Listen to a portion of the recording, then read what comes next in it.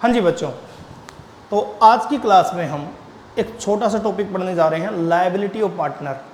Last class में अगर part 1 आपने देखा है तो उसमें हमने पार्टनरशिप डीड पढ़ लिया था, पार्टनरशिप क्या होती है वो पढ़ लिया था।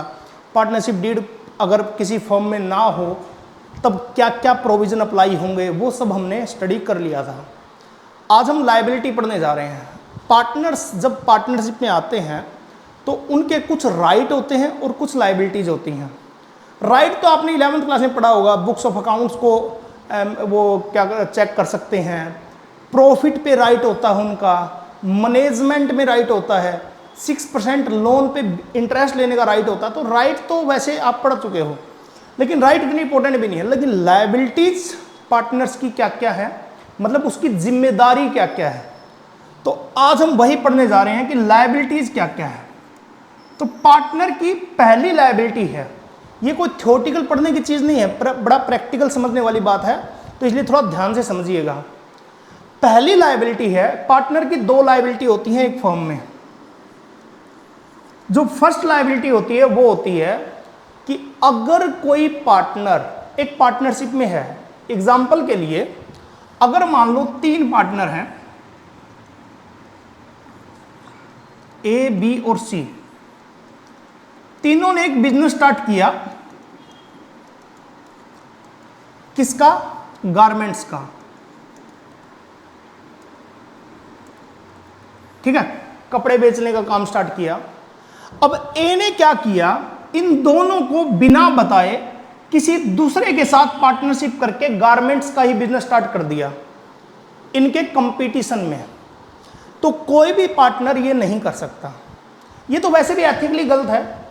तो अगर कोई एक पार्टनर अपनी फर्म के कंपटीशन में कोई दूसरा बिजनेस करता है, सेम बिजनेस, अलग बिजनेस नहीं बोला मैंने, कोई और बिजनेस कर सकता है वो, लेकिन अगर 3 लोगों ने मिलकर गारमेंट्स का बिजनेस किया और उनमें से कोई एक पार्टनर सेम बिजनेस उनके कंपटीशन में सेम मार्केट में अगर ओपन करता है और उससे जो भी प्रॉफिट कमाता है तो उसकी लायबिलिटी है कि वो वापस अपनी फर्म को दे। सर ये क्या मतलब हुआ? हाँ, अगर मान लो इन तीनों ने मिलकर बिजनेस स्टार्ट किया और ए ने कहीं और से सेम बिजनेस से 50,000 रुपये प्रॉफिट कमा लिया, तो इन दोनों के पास राइट है कि ये 50,000 रुपये वापस बिजनेस में लेके आ सकते हैं। ये पहली लायबिलिटी है कि कोई भी पार्टनर अपने पार्टनरशिप के बिना कंसेंट के बिना पार्टनर के कंसेंट के सेम बिजनेस उनके कंपटीशन में नहीं कर सकता, और अगर कर रहा है तो उसकी लायबिलिटी है कि वो प्रॉफिट को वापस बिजनेस में लेके आए। ये आपका पहला पॉइंट है, अगर पहले पॉइंट को पूरे अच्छे से समझे तो आप। अब मैं सेकंड पॉइंट की बात करता हूं। अगर मान लो 3 पार्टनर हैं, ठीक है, अगर मान लो 3 पार्टनर हैं,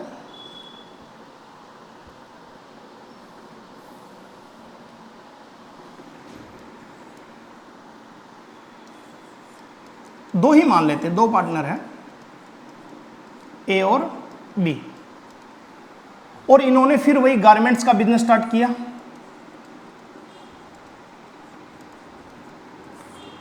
और ए ने फिर सेम बात किसी दूसरे बिजनेस में इनके साथ, ये एक दूसरा बंदा है और ये ए है, मतलब ये वही वाला ए है, ए ने इसके साथ मिलकर गारमेंट्स का बिजनेस किया। सर ये तो अभी बता दिया आपने। हाँ, उसमें क्या किया था, सिर्फ बिजनेस किया था दूसरा, तो उसका प्रॉफिट वापस लेके आया। सेकंड उसकी लायबिलिटी है कि अगर ए ने किसी दूसरे के साथ बिजनेस किया और अपनी फर्म का कुछ पैसा इन्वेस्ट कर दिया, यहां पे फर्म का पैसा यूज कर लिया बिना किसी कंसेंट के, तो उसको मान लो इसने 2 लाख रुपए फर्म से विड्रॉ कर लिए। विड्रॉ का मतलब है ड्रॉइंग नहीं, बिना बताए निकाल लिए और इस बिजनेस में इन्वेस्ट कर दिए, दूसरे बिजनेस में, तो इसकी लायबिलिटी है कि ये इस पैसे को वापस फर्म में लेके आएगा। और ये आप समझ भी गए होगे यार, इतना तो मतलब ये तो कोई सेंस ही नहीं बनता कि हमारे बिजनेस का पैसा कहीं और लेके जाए। प्लस अगर इसने कोई प्रॉफिट कमाया यहां से तो उस प्रॉफिट को भी वापस लेके आएगा। मान लो इसने 50,000 रुपये कमाया, तो ये 2 लाख रुपए तो जो पैसा लेके गया था वो और 50,000 रुपये जो प्रॉफिट कमाया इसने वो 2.5 लाख रुपए वापस फॉर्म में लेके आएगा, तो किसी भी पार्टनर की अपनी पार्टनरशिप से 2 लायबिलिटी होती हैं। पहली कि वो किसी दूसरे बिजनेस के साथ सेम कंपटीशन में बिजनेस नहीं कर सकता, दूसरी सेम बिजनेस भी नहीं कर सकता और अपना पैसा वहां पे लेके भी नहीं जा सकता। अपना मतलब फर्म का, अगर वो लेके गया है फर्म का पैसा तो उसे फर्म का पैसा वापस देना पड़ेगा और प्रॉफिट तो वापस देना ही होगा।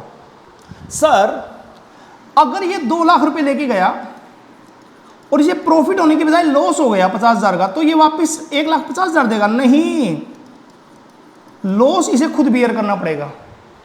अब ये हमारे पैसे 2 लाख रुपए लेके गया है, अगर वहां प्रॉफिट कमाया तो प्रॉफिट वापस लेके आएगा, अगर लॉस इसने किया तो लॉस इसका अपना होगा, इसे 2 लाख रुपए वापस फर्म को तो देने ही होंगे। तो 2 इसकी लायबिलिटी होती है। तो अगर हम क्वेश्चन करें तो मुझे लगता है अब हमें समझ में आ सकता है, और आज हम इसी टॉपिक को कर रहे हैं तो मुझे लगता है कि आप लोगों को समझ में आ जाएगा। आ जाओ भाई।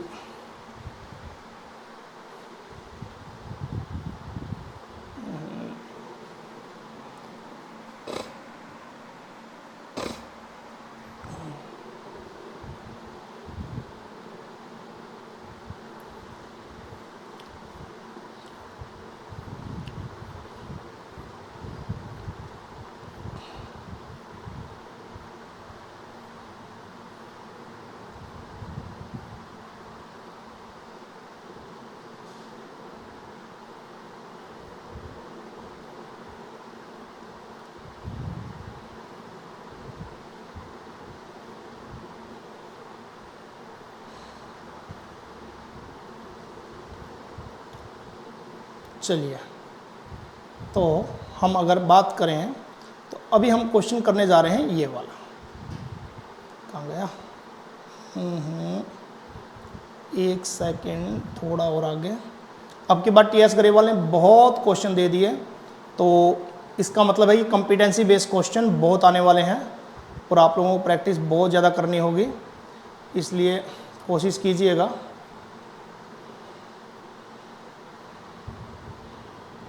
चलिए, हमें करना है ये वाला question. Third question, following differences have been arising among P, Q and R, state who is correct. कौन करेक्ट है? ठीक है, हमें ये बताना है कि इन पी, क्यू, आर 3 पार्टनर हैं, उनमें से ठीक कौन है। देखिए, पी यूज्ड 50,000 रुपए belong to the firm. P ने फर्म के 50,000 रुपए यूज किए। किस लिए यूज किए? To earn profit 5,000। Q and R want to the amount and the given to the firm. एक बात बताओ, पी एक फर्म में है तो उसका पैसा कहीं और थोड़ी इन्वेस्ट कर सकता है, कहीं और से प्रॉफिट थोड़ी कमा सकता है, तो ये गलत है, पी गलत है। पी को ये 50,000 रुपए प्लस 5,000 रुपए ये वापस देने पड़ेंगे। टोटल 50,000 रुपए तो ये जो लेके गया था और 5,000 रुपए जो इसने कमाए, टोटल 55,000 रुपीज देने पड़ेंगे इसको। ठीक है। क्यों? Use 10,000 belong to the firm, incurred a loss 1,000।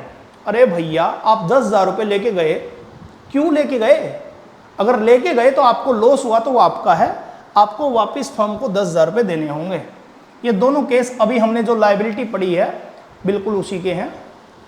सी बिल्कुल नया पॉइंट है बच्चों के लिए, तो याद रखना, ये इस जैसे पॉइंट आपको कंफ्यूज कर सकते हैं।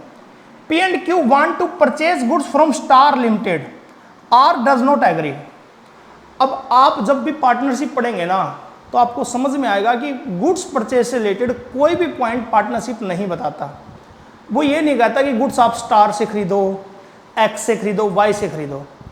अगर स्टार लिमिटेड से गुड्स परचेज करना अच्छी बात है तो परचेज कर सकते हैं, तो इसके ऊपर पार्टनरशिप का कोई भी सेक्शन या कोई भी पॉइंट लागू नहीं होता। ये इन दोनों तीनों की अंडरस्टैंडिंग है, तो आप इसमें बोल सकते हो कि गुड्स खरीद भी सकते हैं, नहीं भी। अगर बेनिफिट है, कम रेट में मिल रहा है तो खरीद लो, अदरवाइज कोई जरूरत नहीं है। Q and R want to admit W as a partner, P does not agree। ये मैंने पहले भी बताया था, पार्टनरशिप डीड क्लियर बोलती है कि भैया अगर आपकी पार्टनरशिप डीड नहीं है तो सारे पार्टनर अगर एग्री नहीं करेंगे, मतलब सारे मतलब जितने भी पार्टनरशिप में पार्टनर हैं, तब तक कोई भी नया बंदा एडमिट नहीं होगा। तो किसी एक के पास राइट नहीं है, अगर कोई एक भी एग्री नहीं करता है तो नया पार्टनर पार्टनरशिप में नहीं आ सकता। ठीक है। R had given loan 2 lakh रुपए, आर ने लोन दिया फर्म को, देखो याद है ना वो पॉइंट, आर ने फर्म को लोन दिया, मतलब फर्म ने लिया, हम अकाउंटिंग फर्म की करते हैं ना कि आर की। तो फर्म ने लोन लिया तो इसके ऊपर इंटरेस्ट पे करना है फर्म को। और कल की क्लास मैंने बताई थी कि अगर फर्म को पे करना है तो मिनिमम 6% तो देना ही पड़ेगा।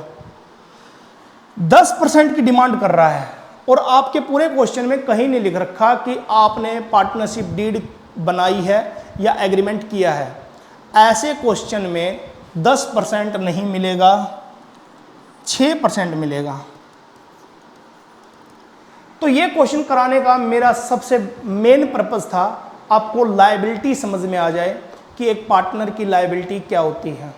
नेक्स्ट क्लास में हम पार्टनरशिप की अकाउंटिंग स्टार्ट करेंगे और हम इस तरह से पूरा सिलेबस कवर करेंगे यूट्यूब पे ही, तो आपको टेंशन नहीं होगी, हर क्वेश्चन हम करते जाएंगे। आज आप कर सकते हैं क्वेश्चन नंबर 1 और 2, आप बड़े प्यार से कर सकते हो। लास्ट क्लास आपने देखी होगी कि पार्टनरशिप डीड नहीं है तो क्या क्या चीज़ें मिलेंगी, पार्टनर को सैलरी मिलेगी क्या? अगर किसी बच्चे ने लास्ट क्लास देखी है तो पार्टनर को सैलरी नहीं मिलेगी, इंटरेस्ट ऑन पार्टनर कैपिटल नहीं मिलेगा, interest on loan by partner ये मिलेगा 6% per annum, division of profit equal रहेगा। तो ये सारे पॉइंट आप कर सकते हो बट लास्ट क्लास क्लियर करने के बाद। चलिए thank you very much, next class में मिलते हैं नए टॉपिक के साथ।